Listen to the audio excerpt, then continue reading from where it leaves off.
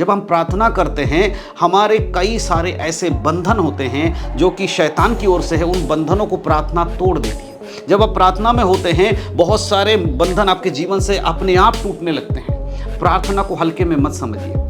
सबसे पहले आपको समझना होगा कि प्रार्थना क्या है। प्रार्थना ये नहीं है कि आपने कुछ ऐसा नियम बना लिया कि बस मुझे सुबह उठकर कुछ बोलना है, शाम को सोने से पहले कुछ बोलना है, या एक दिन में टाइम बना लिया उस समय पे मुझे वचन पढ़ के कुछ बोलना है और रटे रटाए विषयों को रख के प्रार्थना करना है। ये नहीं है प्रार्थना। आज बहुत सारे ऐसे विश्वासी लोग हैं जो प्रार्थना नहीं करते।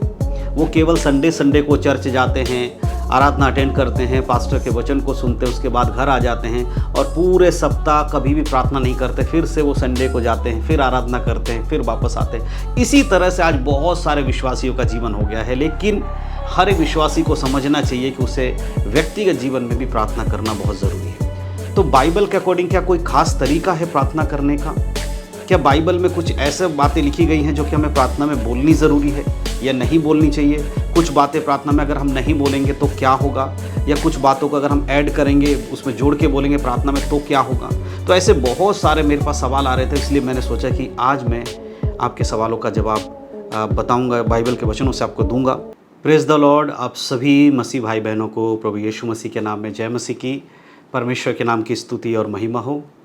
मैं विश्वास करता हूं कि परमेश्वर ने आपको और आपके परिवार को सुरक्षित रखा है और संभाला है। आज एक नए विषय के साथ, नए टॉपिक के साथ मैं इस वीडियो को बना रहा हूं, क्योंकि आप में से बहुत सारे हमारे ऐसे मसीह भाई बहन हैं जो हमारे वीडियोस को देखते हैं और कई बार हमसे सवाल करते हैं। आप लोग बहुत बार मुझसे बाइबल से रिलेटेड कई सवालों को पूछते हैं और मैं कोशिश करता हूं कि बाइबल के वचनों से उन सवालों के जवाब आप तक पहुंचाऊं, आपको बताऊं कि बाइबल उस विषय में क्या कहती है। एक आत्मिक जीवन जीने के लिए किन किन बातों का ध्यान हमें रखने की ज़रूरत है। तो आज जिस विषय पर हम बात करने वाले हैं, जिस विषय पर हम सीखने वाले हैं, वो बहुत ही एक ज़रूरी विषय है हर एक विश्वासी के लिए। देखिए, हम सभी लोग जो यीशु मसीह पर विश्वास करते हैं, हमारे लिए बाइबल के अनुसार हर एक बातें होनी ज़रूरी है। हमारे जीवन में जो कुछ भी हम करते हैं उसमें बाइबल के अनुसार हमें जांचना, परखना और देखना ज़रूरी है कि जो कुछ हम कर रहे हैं क्या वो बाइबल सपोर्ट करती है, क्या बाइबल में ऐसा कहा गया है या नहीं कहा गया है।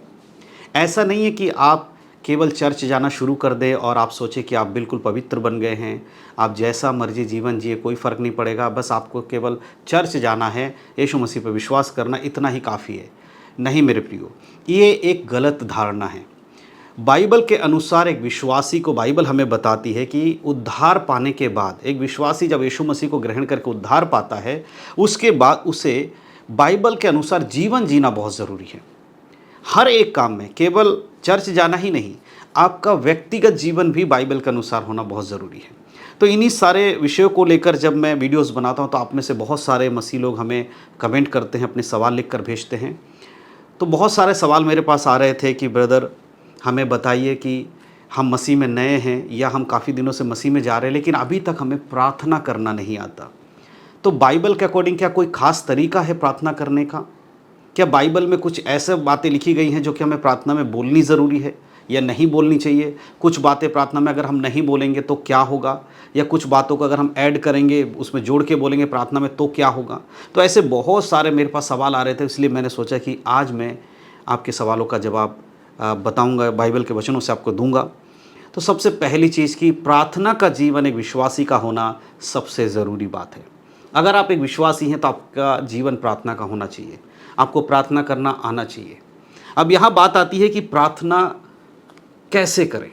देखिए, सबसे पहले आपको ये समझना होगा कि प्रार्थना क्या है। जब आप प्रार्थना क्या है इस विषय में आप समझ जाएंगे तब आपको पता चलेगा। देखिए, प्रार्थना एक बहुत ही महत्वपूर्ण है, बहुत ही महत्वपूर्ण एक बात है प्रार्थना के बारे में। बाइबल बताती है कि प्रार्थना केवल चेलों ने नहीं किया है ना। बाइबल में लिखा है प्रार्थना केवल यीशु मसीह के चेलों ने नहीं किया है, परंतु खुद यीशु मसीह ने भी पिता परमेश्वर के पास बैठकर पिता परमेश्वर से प्रार्थना किया है। यीशु मसीह रात रात भर प्रार्थना किया करते थे।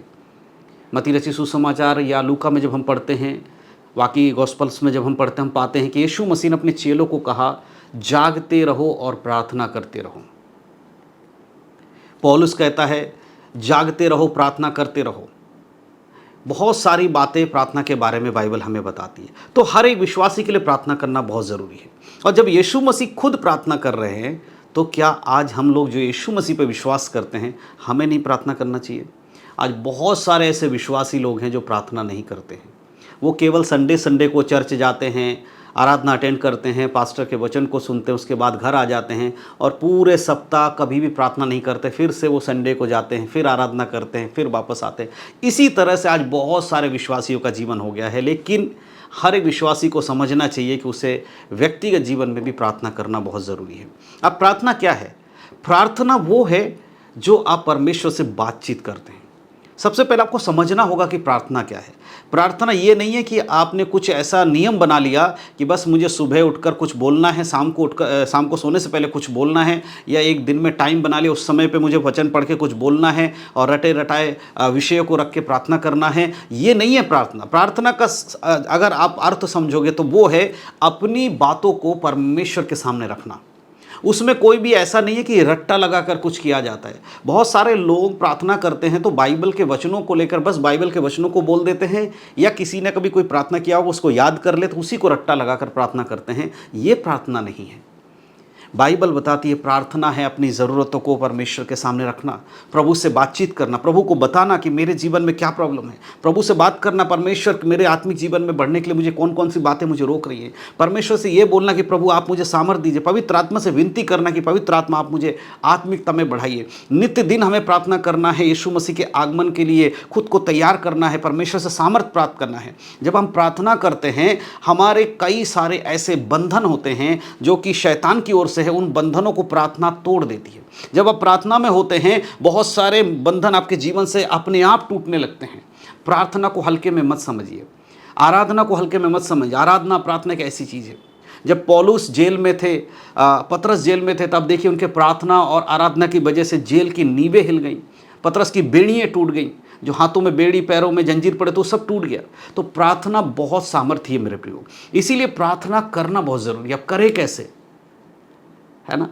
क्या प्रार्थना में कुछ भी बोलना सही है? नहीं। बाइबल क्या बताती है? एक वचन मैं आपके लिए पढ़ूंगा, मत्ती रचित सुसमाचार 6 अध्याय के 5 आयत को आपके लिए पढ़ूंगा। देखिए यहाँ पर लिखा है, जब तू प्रार्थना करे तो कपटियों के समान ना हो, क्योंकि वे लोगों को दिखाने और आराधनालय में सड़कों के मोड़ पर खड़े होकर प्रार्थना करना उनको अच्छा लगता है। मैं तुमसे सच कहता हूँ कि वे अपना प्रतिफल पा चुके।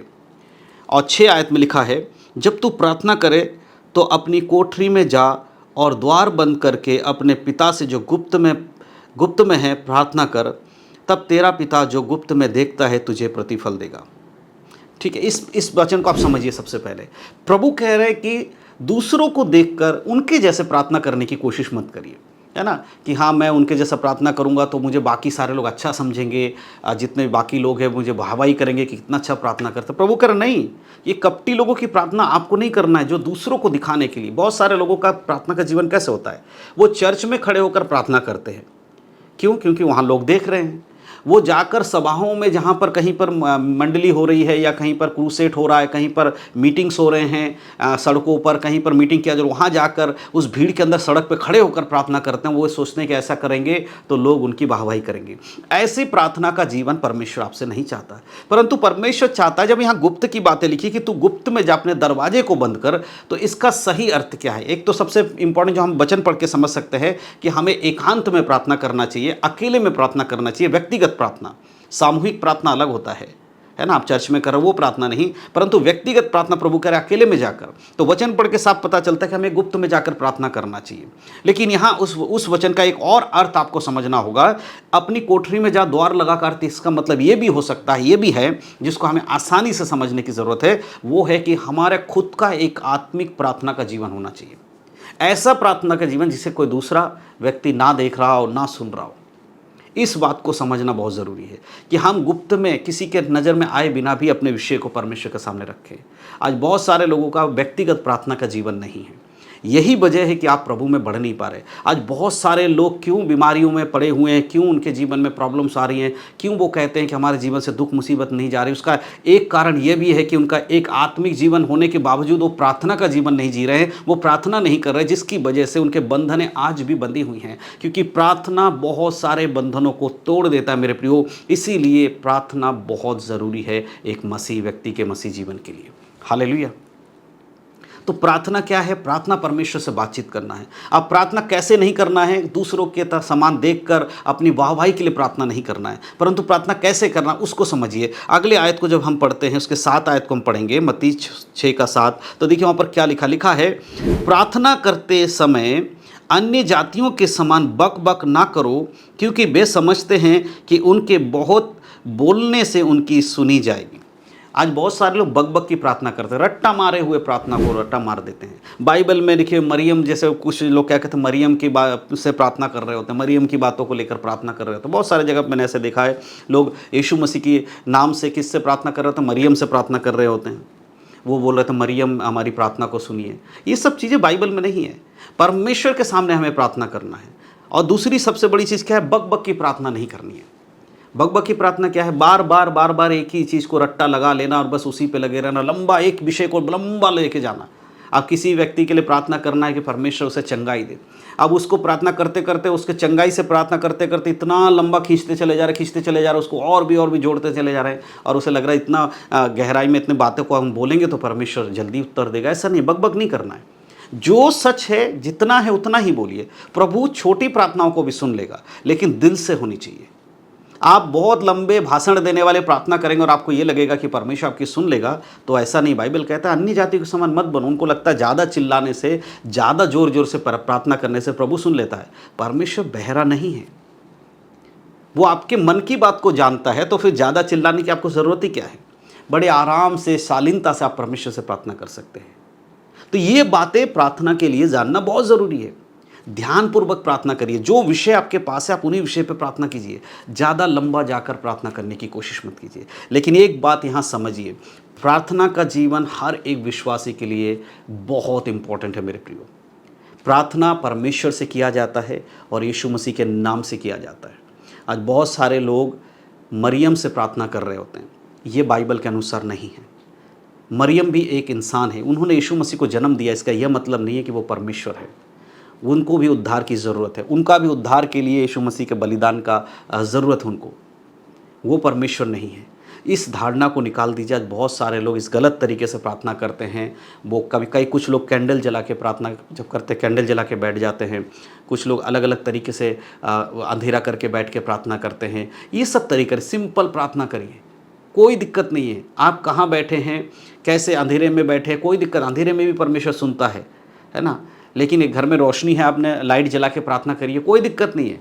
बहुत सारे लोग अंधेरा करके आराधना प्रार्थना कर रहे होते हैं। घर में लाइट होते उसको बंद कर लेंगे, अंधेरे कमरे में एक छोटी सी मोमबत्ती जला लेंगे, अंधेरा सा कर लेंगे और उसको प्रार्थना करेंगे। नहीं प्रियो, ऐसा नहीं होता है। ये सारी चीज़ों को नहीं करना है। मैं ये सब बातें क्यों इंक्लूड कर रहा हूँ आज इस मैसेज में, क्यों मैं ये सब बोल रहा हूँ? क्योंकि आप लोग जो कमेंट करते उसमें से बहुत सारे कमेंट्स आते हैं जिसमें लिखा रहता है क्या हम कैंडल जला के प्रार्थना कर सकते हैं, क्या हम मरियम से प्रार्थना कर सकते हैं, क्या हम फलाने से प्रार्थना कर सकते हैं, क्या इस तरीके से। तो इसीलिए मैं आज सब कुछ इंक्लूड कर रहा हूँ कि ये सब चीज़ें नहीं करना है, ताकि इसी वीडियो के माध्यम से उन लोगों तक भी मैसेज जाए जिनका सवाल ये है क्या मरियम से प्रार्थना करना चाहिए, क्या कैंडल जला के प्रार्थना करना चाहिए, या किस किस तरीके से वो लोग कमेंट करते हैं। मैं चाहता हूँ सबको इसी वीडियो से मैसेज चला जाए कि किस तरह से हमें प्रार्थना करना चाहिए। मेरे प्रियो, प्रार्थना का तरीका यही है कि आप परमेश्वर से प्रार्थना करें। प्रार्थना करना होता है हमारे बातों को परमेश्वर के सामने रखना। हम जब परमेश्वर से बात कर रहे होते हैं वो है प्रार्थना, लेकिन जब हम परमेश्वर से सुन रहे होते हैं वो है वचन पढ़ना। ये दोनों चीज़ ज़रूरी है। जब आप प्रार्थना करके अपनी बातों को परमेश्वर के सामने रखते हैं तो आपका दूसरा काम क्या है? बाइबल के वचनों को पढ़ना, ताकि अब आप परमेश्वर से सुने कि प्रभु आपसे क्या चाहता है। तो ये बातें अगर आप समझ जाएंगे, इस तरह से अगर आप प्रार्थना करेंगे, तो मैं कहता हूं कि आने वाले समय में वचन के अनुसार आपके जीवन से बहुत सारे बंधने निकल जाएंगे। मेरे प्रियो, प्रार्थना का जीवन एक मसीह के लिए बहुत ज़रूरी है, इसलिए अपने जीवन को वचन के अनुसार चलाए, प्रार्थना में बढ़ें। मैं विश्वास करता हूं कि इन बातों के द्वारा आज के वचन के द्वारा आप समझ पाए हैं कि प्रार्थना किस तरह करना है, कैसे करना है। तो प्रार्थना करिए, ज़्यादा से ज़्यादा प्रभु के संगति में समय बिताइए। ये मत सोचिए कि सिर्फ संडे को प्रार्थना कर लिया है, चर्च चले गए, आप ख़त्म। आप जब भी आपके पास समय हो, ज़्यादा से ज़्यादा समय आप प्रार्थना में दीजिए। अपने अकेले में जाइए, एक व्यक्तिगत प्रार्थना आपका होना चाहिए, तभी आप मसीह में बढ़ पाएंगे। प्रार्थना करिए, बाइबल पढ़िए और परमेश्वर के वचनों में आगे बढ़िए। यही मैं आप सबसे एक विनती कर रहा हूँ और मैं आप सबसे कहना चाहता हूँ, प्लीज़ आप लोग अपने जीवन में प्रार्थना को महत्व दीजिए। मैं विश्वास करता हूँ कि इन वचनों के द्वारा परमेश्वर ने हम सभी से बात किया है। अगर आपको ये बातें समझ में आई हैं तो ज़रूर आप अपने जीवन में इसको लागू करिएगा। परमेश्वर इन सब बातों के द्वारा आप सबको आशीष दे। यीशु मसीह के नाम में सबको जय मसीह की। God bless you. आशीषित रहें, प्रभु में बढ़ें, उद्धार में बने रहें। यीशु मसीह के नाम में आमीन।